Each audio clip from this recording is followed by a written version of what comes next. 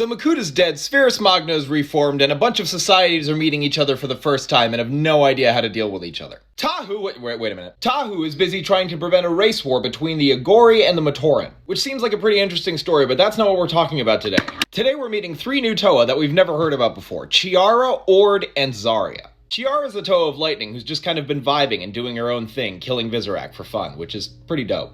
Ord is a Toa of Psionics, and apparently the only male Toa of Psionics. As one of the first Toa ever created, one of the most important missions he was ever put on was pacifying the Ziglac. As a Toa of Psionics, it was up to him to use his mind powers to make them all be cool. But he fucked up, had a hissy fit, and accidentally made all the lizards even angrier. And apparently the Great Beings are super sexist, because they were just like, okay, so you're the first of your kind, you're a male, and you had a temper tantrum. We're gonna make the rest of your kind female, because they'll be more emotionally regulated. Which is, well, weird for a couple of reasons, so we're just gonna brush over it and pretend like it's not a problem. Even though, like, honestly, what the fuck? And then there's Zarya. Zarya is a Toa of Iron, and one of the last surviving Toa of Iron that we know of. In case you'll remember, the Makuta carried out a really brutal genocide of the Toa of Iron. Zarya survived by playing the murder version of an Uno reverse card. And he's apparently killed a shitload more people, and even though there's no real evidence for this, his reputation as, like, a murder Toa has followed him throughout his life. Now, Onua has assembled this team to find the Great Beings. To, like, let them know that, hey, the robot plan thing that you had,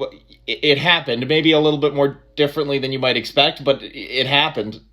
Hi, we're here.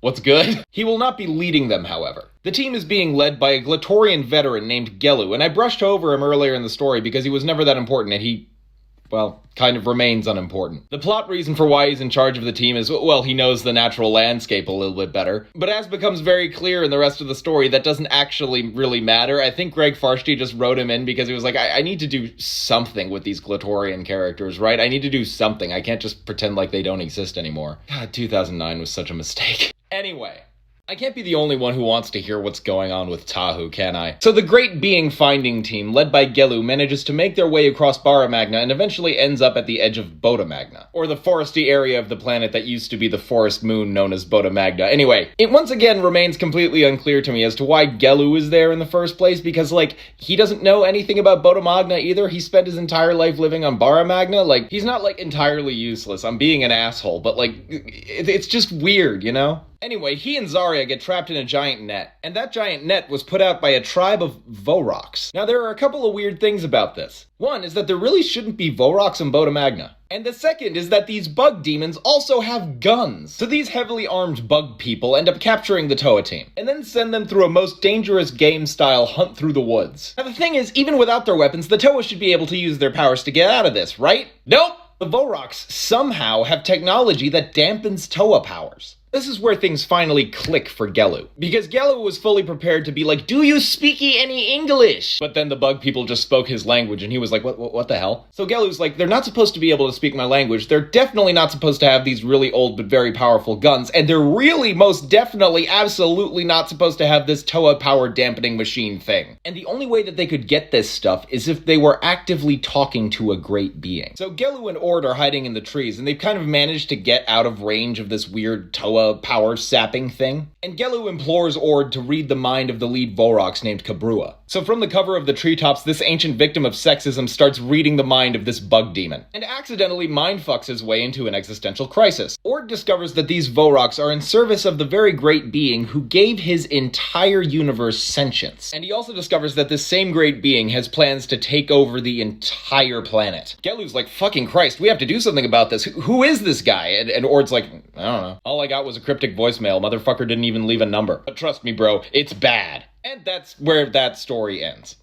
Unfinished plot thread go brrrr. Okay, so the story we just heard is from one of Greg Farshty's blog posts, and it's called The Yesterday Quest. There is one brief intermission in the story, wherein we are introduced to a great being named Angons. Angons is really not thrilled with the fact that the little robots that they put inside the giant robot that they designed to save their planet are now sentient. And these tiny robots are now trouncing around his planet making problems. And though things seem to be going okay right now, there's always the risk of ethnic tension. Additionally, there are other problems. One of those problems is the Batera. At the very end of that war that blew the planet apart, the Batera were created to wipe out anybody seen holding a weapon, as sort of a last-ditch effort to just end the war by killing anybody who tried to kill somebody else. Now, the problem with the Batera ended up being that they just ended up killing way the fuck too many people, and when the Great Beings tried to turn them off, they just said, Nah, fam. Also, they can shapeshift, and they're, like, impossible to detect. So it's basically like Robert Patrick's T-1000 from Terminator 2, except there's, like, thousands of them. But believe it or not, this is not the only murderous robot problem that Spherus Magna now has. Because the Great Beings also developed a contingency for if the Toa ever decided to go rampant. That contingency was dubbed Miranda. The Miranda is basically a killing machine that, when released, will wipe out every Toa that it sees. And presumably anybody that gets in its way. And now that the planet is just crawling with Toa, Angons realizes, oh, this is gonna be a problem, isn't it? Now, Angons realizes that this is going to be a problem when he goes to the Mirandar's enclosure and finds a Mirandar-shaped hole in the Mirandar's enclosure. So now Mirandar is out there just going full Jason Voorhees on any Toa that it sees. And this is yet another plot thread that never gets resolved. Whoops!